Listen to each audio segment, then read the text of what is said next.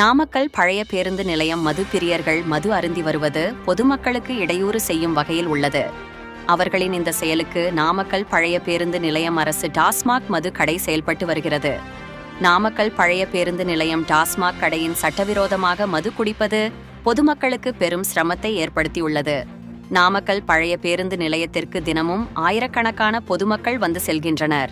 அதேபோல பேருந்து நிலையத்தை சுற்றியுள்ள பகுதிகளில் குடியிருப்புகள் உள்ளன.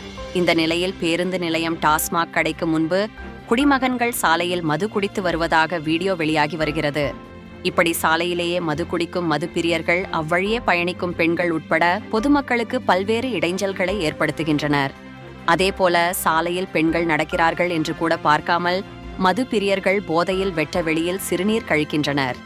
இது அவ்வழியே பயணிப்பவர்களின் முகங்களை சுளிக்க செய்கிறது. பரபரப்பான நாமக்கல் பழைய பேருந்து நிலையத்திற்கு இருக்கும் இந்த மது கடையில் மாலை நேரங்களில் மது பிரியர்களின் அட்டகாசம் அதிகரித்து வருவதற்கு காரணமான மது பிரியர்கள் மீது காவல்துறை நடவடிக்கை எடுக்க வேண்டும் என்பதே அப்பகுதி மக்களின் எதிர்பார்ப்பாக உள்ளது. எங்களது செய்தியை அனைவருக்கும் ஷேர் செய்யுங்கள். மறக்காமல் சப்ஸ்கிரைப் செய்து கொள்ளுங்கள். உண்மை செய்திகள் உடனுக்குடன். வணக்கம் தலைமுறை.